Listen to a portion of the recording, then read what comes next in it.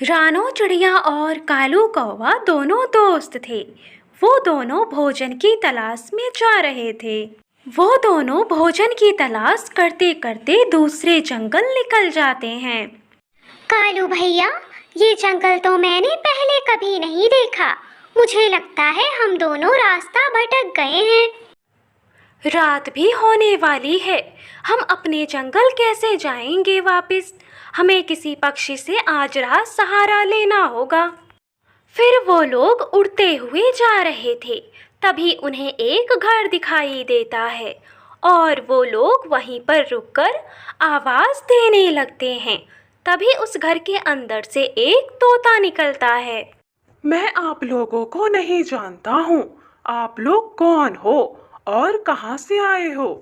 तोते भैया, हम लोग रास्ता भटक गए हैं। हमें आज की रात आप अपने घर पर रख लीजिए। देखो भाई, मेरा घर बहुत कमजोर है। मैं तुम दोनों को रख लेता। मैं तुम दोनों में से किसी एक को ही रख सकता हूँ। अगर रहना है तो रह लो। नहीं तोते भैया, आपका धन्यवाद। हम ऐसा नहीं कर सकते हैं। हम दोनों दोस्त हैं और एक दूसरे का साथ हम लोग नहीं छोड़ सकते हैं। चलो कालू भैया, हम कहीं और देखते हैं। शायद हमें वहाँ पर मदद मिल जाए। लेकिन कौवा तो चुपचाप था। वो जाने का नाम नहीं ले रहा था।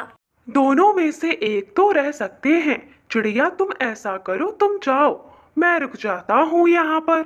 कालू भैया, हम दोनों दोस्त हैं और आप मेरा साथ कैसे छोड़ सकते हैं? मुझे अकेले में डर लगेगा। देखो चिड़िया, जब जान की पड़ी हो तो अपनी जान बचाते हैं, ना कि दोस्त की। फिर कालू कौवा तोते के घर में चला जाता है। चिड़िया कालू कौवे को देखती रह जाती है। फिर चिड़िया भी उड़ती है। तुम उस घोंसले में सो सकते हो, लेकिन तुम ज्यादा करवटें मत बदलना। मैंने तुमसे पहले ही कहा है कि मेरा घर कमजोर है, टूट जाएगा। अरे तोते, तुम बेफिक्र रहो। जब मैं सोता हूँ तो पत्थर का बन जाता हूँ। मैं एक भी करवटें नहीं लेता हूँ। रानो चिड़िया अकेली जा रही थी। उसे बहुत डर लग रहा था। तभी उसे एक पेड़ पर बैठा कबूतर दिखाई देता है। वो कबूतर रानो चिड़िया को आवाज देता है। चिड़िया चिड़िया, जल्दी से आ जाओ, बारिश आने वाली है। इस पेड़ की खोखड़ में तुम सुरक्षित रहोगी। फिर रानो चिड़िया उस पेड़ पर आ जाती है। तभी बारिश भी शुरू हो जाती है। इतनी तेज बारिश आती है कि तोते का घर टूट जाता है। कालू तोते की तरफ देखे जा रहा था और कहता है, अब हम इतनी तेज बारिश में कहाँ जाएंगे? जिस बात का डर था मुझे वही हुआ। मैं तो जा रहा हूँ, थोड़ी दूर पर मेरी बहन का घर है, वहां पर। तुम अपना सोचो कि तुम्हें कहाँ जाना है। ये कहकर मिट्ठू तोता वहां से चला जाता है। अगर चिड़िया मेरे साथ होती तो कोई ना कोई उपाय जरूर निकालती। मैंने चिड़िया के साथ बहुत गलत किया और उसे अकेला छोड़ दिया। अब मैं खुद अकेला हो गया हूँ। मैं कहाँ जाऊँ, क्या करूँ? मुझे तो बहुत डर लग रहा है। ये लो चिड़िया, ये फल खा लो। मैंने बारिश के लिए जमा करके रखा था। कबूतर भैया, आप तो मुझे जानते भी नहीं हो, फिर भी आप मेरी मदद कर रहे हो। एक मेरा वो दोस्त कालू, जो मेरे बचपन का दोस्त था, उसने मुझे बीच रास्ते में छोड़ दिया। तभी वहां से कालू कौवा गुजर रहा था। चिड़िया को देखकर वो वहीं पर रुक जाता है। अरे कालू, तुम यहाँ? तुम तो मुझे छोड़कर तोते के घर में थे। क्या हुआ? तोते का घर टूट गया चिड़िया, मुझे माफ कर दो। मैंने तुम्हारे साथ बहुत गलत किया और तुम्हें अकेला छोड़ दिया। नहीं कालू भैया, एक बार अगर विश्वास चला गया तो वो दोबारा लौट कर नहीं आता। आज से आपकी और मेरी दोस्ती खत्म। आज से आपका मेरा कोई रिश्ता नहीं है। आप यहाँ से चले जाएं। कालू कौवे को अपने किए पर बहुत ही ज्यादा पछतावा होता है। वो बहुत ही ज्यादा पछता रहा था। फिर वो वहां से चला जाता है।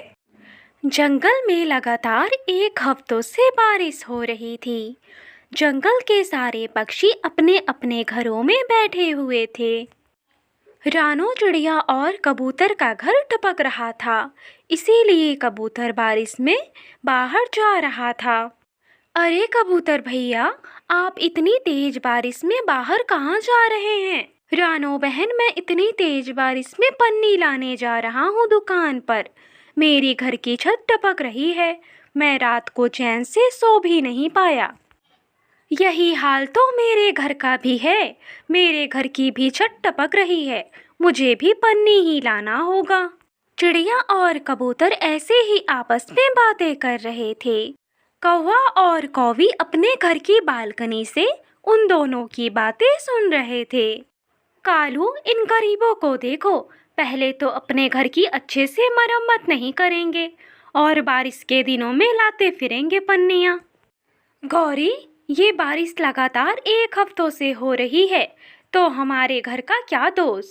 हमारे घर को तो कुछ नहीं हुआ, लगता है हमारे छत पर बारिश नहीं हो रही है। गौरी, लगता है इन्हीं के घर पर सिर्फ बारिश हो रही है। जाओ जाओ, जाकर पन्नियाँ ही लेकर आओ तुम दोनों।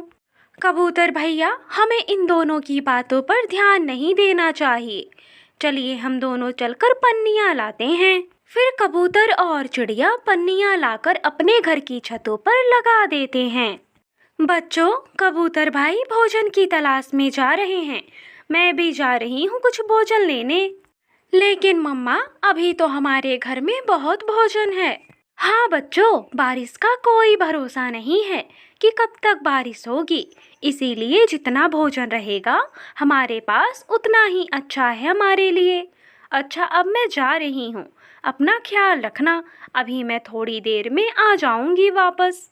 फिर चिड़िया और कबूतर उसी बारिश में भोजन लेने के लिए जाते हैं। उन दोनों की किस्मत बहुत अच्छी थी, उन्हें एक अंगूर की बेल मिल जाती है। कबूतर भैया देखिए तो, इस पर तो बहुत अंगूर लगे हैं। मेरी गुड़िया को तो अंगूर बहुत पसंद हैं, वो देखकर ये सब खुश हो जाएगी। फिर चिड़िया और कबूतर अंगूरों को तोड़कर टोकरी में भर लेते हैं और लेकर जाने लगते हैं। तभी रास्ते में ले जाते हुए उन्हें गौरी कौवी देख लेती है और कालू से कहती है, अरे कालू, इस गंदी आँख वाले कबूतर और इस चिड़िया को ये मीठे मीठे अंगूर कहाँ से मिल गए टोकरी भरकर? अरे गौरी, कहीं से भी मिले हों, चलो हम मांग कर खाते हैं। इस तरह कौवा और कौवी चिड़िया और कबूतर के पास जाते हैं। गौरी कौवी तो बहुत प्यार से बोलती है, कबूतर भैया, चिड़िया बहन, मुझे थोड़ा सा अंगूर दे दो, सूखा दाना खा खा कर मेरा तो मुंह ही छिल गया है। गौरी, मैं तो तुम्हें एक अंगूर नहीं दूंगा, बड़ी मुश्किल से तोड़कर लाया हूँ इतनी तेज बारिश में। ऐसा कहकर कबूतर अपना अंगूर लेकर वहाँ से चला जाता है। चिड़िया बहन, ये कबूतर तो ऐसा ही है, आप हमें थोड़ा अंगूर दे दें, मेरा अंगूर खाने का बहुत मन है आज। गौरी, मैं इतनी मेहनत से अंगूर लाई हूँ, भला मैं तुम्हें क्यों दूँ? मैं अपने बच्चों के लिए लाई हूँ। लेकिन हाँ, मैं तुम्हें पता ज़रूर बता सकती हूँ, बड़ी नदी के पास एक अंगूर का बेल है, तुम लोग वहाँ से जाकर तोड़ सकते हो। चिड़िया बहन, बारिश बहुत तेज है, मुझे बहुत ठंड लग गई है, आप ही मुझे अंगूर दे दें, मैं कल जाकर लाऊंगी। तो गौरी, तुम कल ही अंगूर खा लेना, मैं तो चली, मेरे बच्चे घर पर इंतज़ार कर रहे होंगे। ऐसा कहकर चिड़िया वहाँ से चली जाती है। कालू और गौरी को बहुत गुस्सा आता है। कालू, ये चिड़िया तो बहुत इतराने लगी, हमें मांगने पर भी वो अंगूर नहीं दे रही है। गौरी, इसको तो सबक सिखाना होगा, कुछ न कुछ तो इसका करना होगा। इस तरह कालू गौरी अपने घर आ जाते हैं और चिड़िया को परेशान करने की योजना बनाते हैं। गौरी, आइडिया मिल गया, मैं चिड़िया के घर का पाया काट दूंगा, फिर वो इस तेज बारिश में बेघर हो जाएगी, तब मजा आएगा हम दोनों को। फिर रात होते ही कालू गौरी चिड़िया के घर का जाकर पाया काट देते हैं। चिड़िया का घर गिर जाता है। कोई बचाओ, मेरे कुक्कू को कोई बचाओ, घर के नीचे वो दब गया है। तभी वहां पर भागते हुए कबूतर और तोता आते हैं।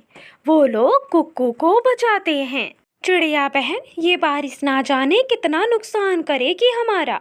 देखो, आज तुम्हारा घर भी गिर गया। चिड़िया बहन, आपका घर गिरा नहीं है, गिराया गया है। देखो तो, आपके घर के पाए आरी से काटे गए हैं। हाँ तोते भैया, मैंने तो इस पर ध्यान ही नहीं दिया। मेरे घर को आरी से काटा गया है। ये जरूर उन कौवों का काम होगा। मैंने उन्हें अंगूर नहीं दिए ना, इसीलिए उन्होंने मेरा घर गिरा दिया। चिड़िया बहन, मुझे माफ करना, मैं तुम्हें अपने घर नहीं ले जा सकता हूँ, क्योंकि मेरा घर बहुत कमजोर है। इतने लोगों का वजन नहीं झेल पाएगा।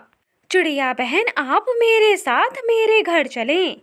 नहीं कबूतर भैया, अगर मेरी वजह से आपका घर टूट जाएगा तो मैं अपने आप को कभी माफ नहीं कर पाऊंगी। आप दोनों बस मेरी छोटी सी मदद कर दें, मेरे लिए बांस ला दें, मैं उससे अपना एक बांस का घर बनाऊंगी।